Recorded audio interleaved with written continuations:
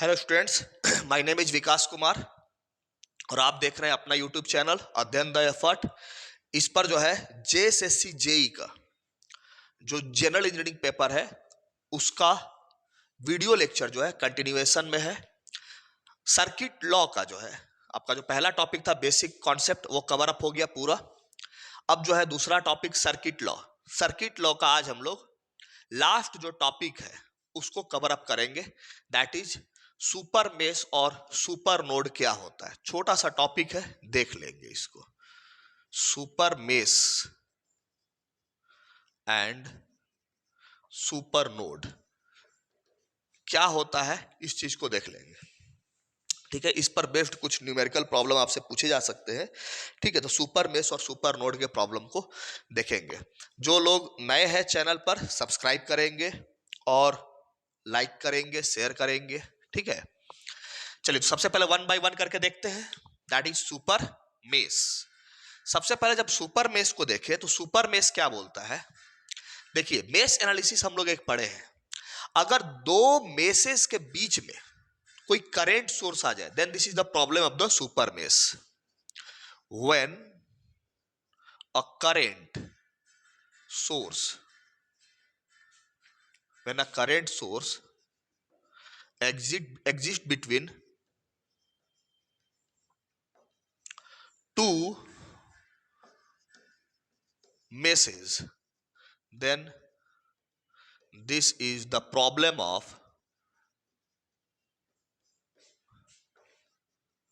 Super mesh. जैसे एक हम लोग सिंपल सा सर्किट ले लेते हैं।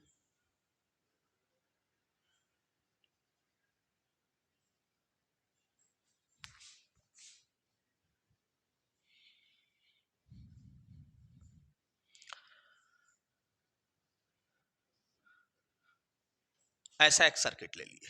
ठीक है, ये कुछ 2 वोल्ट मान लीजिए, ये कुछ 3 वोल्ट मान लीजिए, ये कुछ 5 एम्पियर मान लीजिए, ये मान के चलते हैं 3 ओम है, 5 ओम है, 6 ओम है, 7 ओम है। ये आपको एक नोड है A B C D E F G and H. ठीक है, ऐसा है आपका। अब अगर आप देखिएगा तो ये एक पूरा क्लोज्ड मेश है, तो ये हम लोग मान लेते हैं कि ये मेश नंबर 1 है। ठीक है, ये भी तो एक क्लोज्ड मेश है। ठीक है, ये मेश नंबर 2 है, ये भी एक क्लोज्ड पाथ है, ये मेश नंबर 3 है। अब अगर आप देखिएगा मेश नंबर 2 और मेश नंबर 3, इन दोनों मेश के बीच में ये करंट सोर्स लाई कर गया।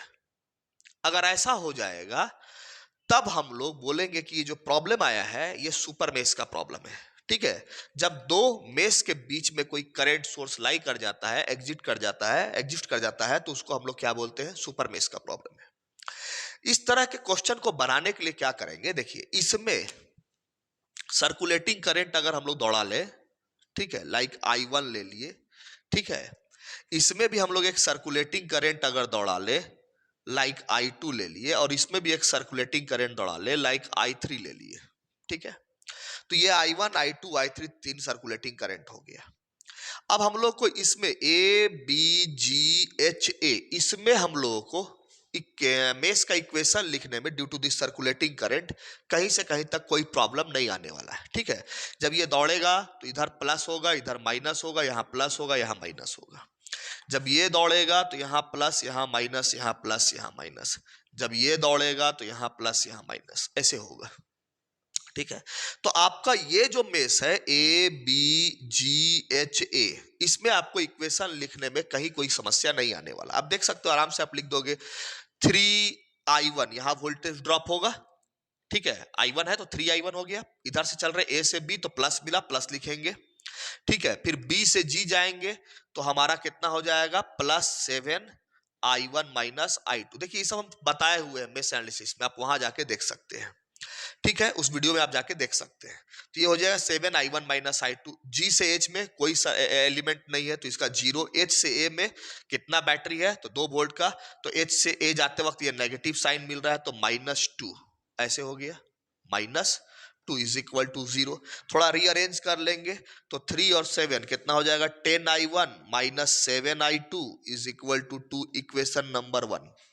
कहीं दिक्कत नहीं आया।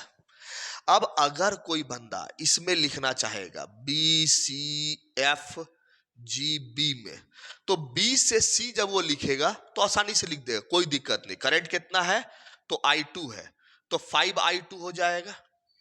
लेकिन जैसे ही वो सी से एफ लिखना चाहेगा नहीं लिख पाएगा। समस्या क्या है, करंट तो ठीक है फ्लो कर रहा है बट यहां पर जो कोई एलिमेंट नहीं है, ठीक है, और किसी करंट सोर्स का वोल्टेज ड्रॉप आप नहीं लिख पाइएगा।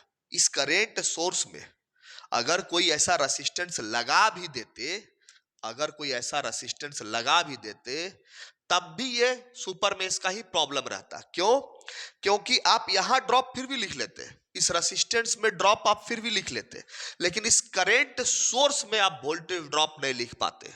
ठीक है, तो फिर यहां पर आप जब लिख ही नहीं पाओगे तो इस मेष में सर्कुलेटिंग करंट की वजह से सारे के सारे वोल्टेज ड्रॉप तो आपको मिले नहीं, तो उसका आप अलजेब्राइक सम कीजिए तो 0 के बराबर भी नहीं आएगा। तो इस वजह से ये जो है सुपर मेष के प्रॉब्लम में काउंट हो जाएगा। ठीक है, क्योंकि ये दो मेष के बीच में एक करंट सोर्स लाई किया है। तो ऐसे प्रॉब्लम में क्या करते हैं, इन दोनों मेष के बीच में है ना ये, तो इसको हम लोग अभी थोड़े देर के लिए फॉर टाइम बीइंग हम लोग यहां से थोड़े देर के लिए कट कर दिए। थोड़े देर के लिए क्या कर दिए, इस करंट सोर्स को कट कर दिए। जैसे ही कट किए तो ये मेरा अब पूरा का पूरा ये जो है ये मेरा क्या हो गया, एक लूप बन गया। कौन सा लूप बना, तो अब हम लोग जो इस लूप का नाम लिखेंगे वो मेरा क्या हो गया, बी से जाएंगे सी, सी से चले जाएंगे, इसको कट कर दिए ना, तो सी से चले जाएंगे हम लोग डी, डी से आएंगे ई, ई से आएंगे एफ, एफ से आएंगे जी, जी से आएंगे बी। क्लोज लूप हो गया। अब बी से सी जाते वक्त आपको कितना मिल रहा है ड्रॉप, तो I2, I2 की वजह से यहां ड्रॉप कितना मिला 5i2। बी से इसमें I2 करंट फ्लो कर रहा है। अब बी से सी जा रहा तो प्लस मिला तो प्लस लिखे। फिर सी से हम लोग चले गए डी, सी से डी जाते वक्त इसमें करंट कौन सा है, I3 है और 6 ओम का है तो 6i3 हो गया। और सी से डी जाते वक्त पॉजिटिव साइन मिला है तो प्लस लिख दिए। डी से ई आते वक्त वोल्टेज सोर्स कितना है 3 वोल्ट का है तो यहां हम लिख दिए +3। ई से एफ में कुछ नहीं, एफ से जी में कुछ नहीं, जी से जब हम लोग बी जाएंगे तो जी से बी जाएंगे तो 7 ओम का रेसिस्टेंस है। ठीक है, और 7 ओम का रेसिस्टेंस है और हम लोग इस लूप में है। ठीक है, और ये करंट जो रेसिस्टेंस 7 जो है वो I2 को भी इंजॉय कर रहा है और I1 का, तो हम लोग क्या हो जाएगा I2 माइनस I1 लिखेंगे, I2 माइनस I1 लिखेंगे। I1 माइनस I2 क्यों नहीं लिखे, तो इसलिए नहीं लिखे हम लोग I1 माइनस I2 क्योंकि हम लोग इस लूप में है तो यहाँ पर करंट 7 ओम के लिए I2 है इस लूप के अंदर, तो ये स्ट्रॉन्गर मान लेंगे, इसको वीकर मान लेंगे तो I2 माइनस I1 लिखेंगे। और जब G से B जाएंगे तो I2 की वजह से यहाँ प्लस साइन मिला इसीलिए यहाँ प्लस बैठाएंगे। ठीक है, तो हम लोग बी से चले थे, बी पे पहुंच गए, इन सबको जोड़ेंगे तो 0 के बराबर मिलना चाहिए। ठीक है, तो अब देख लीजिए यहां पर है -7i2 -7i1। ठीक है, और आपका है 7i2 यहां है, 5i2 यहां है। ठीक है, तो 7 3 10 2 12 12i2 हो गया +6i3। ठीक है, और +3 उधर जाके कितना हो जाएगा -3। This is equation number 2। आपके अननोन कितने हैं, तो 3 अननोन है, I1 I2 I3 3 अननोन है। तो हम लोग जो है यहां पर 3 अननोन है अगर, ठीक है, तो हमारा 3 इक्वेशन बनना चाहिए था, लेकिन हम लोग का इक्वेशन कितना बन रहा है, 2 ही बन रहा है, तो इसको सॉल्व नहीं कर पाएंगे तो तीसरा इक्वेशन आपको लिखना पड़ेगा। वो तीसरा इक्वेशन जो है हम लोग सुपर मेष से लिखेंगे। ठीक है, इस डेफिनेशन को मिटा देते हैं, वो जो तीसरा इक्वेशन है उसको हम लोग सुपर मेष से लिखेंगे। ठीक है, अब हम लोग इसको कनेक्ट कर देंगे। ठीक है, अब देखिए ये जो I3 है ये ऐसे फ्लो कर रहा है। ठीक है, मतलब 5 ओम में नीचे से घुसा है ऐसे, और I2 जो है ये ऊपर से आ रहा है, तो ये हो गया ऊपर से आने वाला करंट हो गया I2 क्योंकि I2 फ्लो कर रहा है C से F। और I3 फ्लो कर रहा है F से C, ऐसा है। लेकिन जो ये नेट करंट है ये कितना है, 5 एम्पियर है। करंट सोर्स 5 एम्पियर है और किधर है, ऊपर की ओर, मतलब F से C की ओर है। तो इसका मतलब I3 का वैल्यू बड़ा होना चाहिए। I3 में से अगर आप ये ऊपर से आने वाला I2 को घटा दोगे, ठीक है, तो आपको नेट 5 एम्पियर करंट मिल जाएगा। तो ये आपका क्या हो गया, तीसरा इक्वेशन हो गया। ठीक है, ये आपका थर्ड इक्वेशन जो है ये बन गया। क्लियर है चीजें? तो इक्वेशन 1, इक्वेशन 2 और इक्वेशन 3 के हेल्प से आप क्या कर सकते हो, तीनों अननोन को फाइंड आउट कर सकते हो। बोलोगे सर इक्वेशन 1 में I3 नहीं है, इक्वेशन 3 में I2 नहीं है, सॉरी I1 नहीं है, इसमें ठीक है I1 I2 I3 है। देखिए जो नहीं रहता है उसको कैसे रीअरेंज करते हैं वो बता देते हैं। अगर इसमें नहीं है, इक्वेशन 1 में अगर नहीं है, जैसे यहाँ पर पहले इक्वेशन 3 में ही समझ लीजिए, आसानी से हो जाएगा। इसमें है आपको, आप इसको लिखिएगा तो यहां पर क्या हम I1 लिख के इसके आगे 0 से मल्टीप्लाई कर दे तो नहीं हो जाएगा, I1 I2 I3 तीनों हो गया।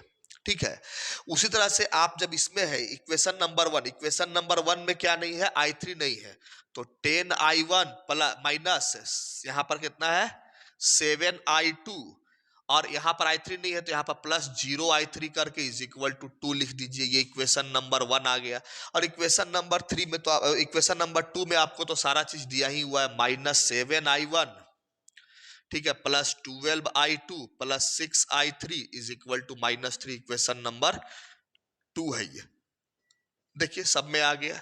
आप लोग 10th वगैरह में इस टाइप का इक्वेशन देखे होंगे, ax plus 2y plus 3z is equal to कुछ 4 है, ठीक है, 2x plus 4y plus 7z is equal to कुछ 5 है, ठीक है, 3x plus y plus 4z is equal to 7 है। ऐसा आप लोग सॉल्व किए होंगे और x y और z का वैल्यू निकाले होंगे। बिल्कुल वैसे ही यहाँ x y z की जगह I1 I2 I3 दे रखा है, तो आप इसको सॉल्व करिएगा तो आपको I1 I2 I3 का वैल्यू निकल जाएगा। और जिसमें भी करंट बोलेगा, अगर बोलेगा कि 3 ओम में बताइए तो 3 ओम में कौन सा करंट फ्लो हो रहा है, I1 जो भी वैल्यू आएगा वो आंसर हो जाएगा। आपको बोलेगा 7 ओम में बताइए तो 7 ओम में कौन सा करंट फ्लो, देख लीजिएगा I1 I2 में से जो बड़ा होगा उसमें से छोटा वाला घटा दीजिएगा, जो नेट करंट होगा वो 7 ओम के क्रॉस निकल जाएगा। 5 ओम में पूछेगा तो आप 5 ओम में I2 करंट फ्लो कर रहा है, सीधे निकाल दीजिएगा। 6 ओम में अगर आपसे पूछ लिया तो 6 ओम में भी I3 करंट फ्लो कर रहा है, आप डायरेक्ट निकाल लीजिएगा। ठीक है, तो this is the problem of the super mesh, ये सुपर मेश का प्रॉब्लम था। ठीक है, चलिए अब ऐसा ही कुछ होता है सुपर नोड भी। सुपर नोड किसको बोलते हैं? ठीक है, हम सॉल्व नहीं कर रहे हैं अननेसेसरली।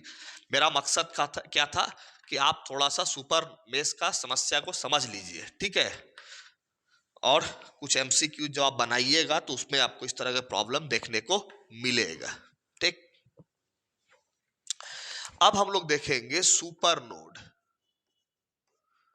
सुपर नोड, देखिए सुपर नोड बोलते हैं जब कोई वोल्टेज सोर्स एग्जिस्ट कर जाए दो नोड के बीच में, when a voltage source exist between two nodes, then this is the problem of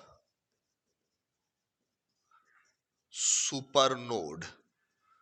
तब ये सुपर नोड का प्रॉब्लम होता है। बुक में बहुत क्लिष्ट हार्ड वर्ड लिखे, हमको उससे कोई मतलब नहीं, इतना से काम बन जाएगा।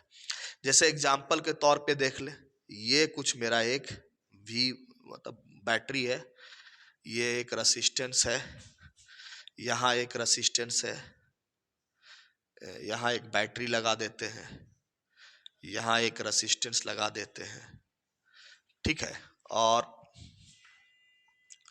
यहाँ एक रेसिस्टेंस है और यहाँ एक बैटरी है, ऐसा। ठीक है, ये कुछ 10 वोल्ट है, ये कुछ 5 वोल्ट है, ये कुछ 3 ओम है, 4 ओम है, 5 ओम है, 6 ओम है, और ये कुछ 2 वोल्ट का बैटरी है। अब इसमें जो है सुपर नोड जो होता है नोडल एनालिसिस का ही एक्सटेंशन है, मतलब नोडल एनालिसिस से ही इसको बनाते हैं। तो नोडल एनालिसिस में वैसे नोड को काउंट करते हैं जो जंक्शन हो। तो इसमें ये जंक्शन है, 3 एलिमेंट मिल रहा है, ठीक है, ए ले लिए तो इसका पोटेंशियल VA हो गया। ये दूसरा नोड क्या है, जंक्शन है, ठीक है, 3 एलिमेंट यहां ही मिल रहा है तो इसको B ले लिए इस नोड को और इसका पोटेंशियल VB मान लिए। और ये सब जो है आपको ग्राउंड में कनेक्टेड है ये सब, तो हम भी सबका ग्राउंड पोटेंशियल VC ले लेते हैं, इसका वैल्यू कितना हो जाएगा 0, बैटरी के नेगेटिव टर्मिनल से कनेक्टेड है। मेन मोटो क्या है आप देखिए जरा इस 2 वोल्ट को, स्टेटमेंट तो आप लोग ऊपर लिख ही लिए हैं, इसको थोड़ा मिटा भी देते हैं, ठीक है, वीडियो को पॉज करके स्टेटमेंट ये वाला लिख लीजिएगा, ठीक है।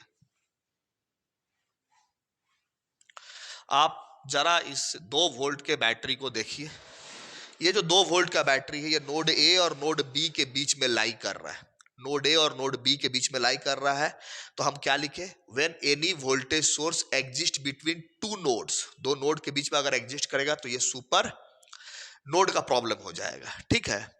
तो जब ये सुपर नोड का प्रॉब्लम हो जाएगा तब कैसे काम करेंगे, बस इतना ही सा आपको देखना है और कुछ खास नहीं। देखिए आप क्या कीजिए, सुपर नोड वाले वोल्टेज को छोड़कर बाकी बचे किसी वोल्टेज से कोई करंट निकाल के पूरे सर्किट में दौड़ा लीजिए। हम यहां से करंट I1 निकाले, यहां से निकालने की गलती नहीं करेंगे, इसको छोड़कर चाहे इधर से निकाले चाहे इधर से निकालिए। I1 निकाले, ये इसको 2 रास्ता मिलेगा, एक I2 एक I3, ये I2 आगे बढ़ेगा तो इधर हो जाएगा I4, इधर हो जाएगा I5, ठीक है। अब देखिए अगर आप नोड ए पर KCL लिखिएगा, ठीक है, नोड ए पर अगर KCL लिखिएगा तो आपको क्या लिखिएगा, KCL एट नोड ए क्या लिखिएगा, तो इनकमिंग करंट है I1, ठीक है, आउट गोइंग करंट है I3 और I2, I3 प्लस I2, ये आउट गोइंग करंट है, ठीक है। अब अगर आप इसका एक्सटेंशन करके इसको V बाई आर के फॉर्म में लिखने जाइएगा तो I1 के लिए तो आप आसानी से लिख दीजिएगा, क्योंकि I1 जो है वो 10 वोल्ट से चला है और VA की ओर आया है, ये VA है, तो जाहिर सी बात है ये हायर पोटेंशियल पे होगा, ये लोअर, तभी तो करंट ऐसे फ्लो किया है। तो हायर पोटेंशियल पे है 10, लोअर पे है VA, तो 10 माइनस VA, बीच का रेसिस्टेंस 3 ओम, लिख दिया आप I1 को आप चेंज करके। I3 अगर लिखने जाइएगा तो इसका भी लिख दीजिएगा, I3 कितना है, VA है, VA से आपका ग्राउंड पोटेंशियल की ओर करंट फ्लो कर रहा है, ए नोड से ग्राउंड पोटेंशियल की ओर, तो VA हायर पोटेंशियल पे होना चाहिए और ग्राउंड पोटेंशियल लोअर पे, तो ग्राउंड पोटेंशियल 0 है, तो VA माइनस 0 डिवाइड बाय कितना ओम है, 4 ओम है। लेकिन जैसे ही आप इस I2 के लिए लिखने जाइएगा तो ठीक है कि करंट आपका फ्लो हो रहा है VA से VB की ओर, करंट कैसा फ्लो हो रहा है, VA से VB की ओर, तो आप लिखिएगा VA minus VB divided by resistance आना चाहिए, यहाँ तो कोई रेसिस्टेंस है नहीं, आप नहीं लिख पाइएगा। जब आप नहीं लिख पाइएगा तो this is the problem of super node. ऐसे कंडीशन में क्या करते हैं हम लोग, क्या किए, ये जो दोनों नोड है ये एक तरह से फॉर टाइम बीइंग एक ही नोड में, यानी इस नोड के ऊपर ही ये नोड सुपर इंपोज करके समझ लीजिए कि ये नोड जो है इसके ऊपर चढ़ गया। ऐसे कंडीशन में I2 जो है ये 2 भाग में आगे जाके बटा है ना, I4 और I5, तो क्यों ना I2 के बदले हम I4 प्लस I5 नहीं लिख सकते, हाँ, I2 के बदले हम I2 की जगह हम क्या लिख सकते हैं, I4 प्लस I5, यही ना है I2 का वैल्यू, यही ना I2 दो भाग में बटा है, तो हम I4 प्लस I5 लिख लिए, ठीक है। अब हम आसानी से लिख सकते हैं, देखिए यहां लिख देते हैं, ठीक है, यहां जगह नहीं है तो यहां लिख देते हैं।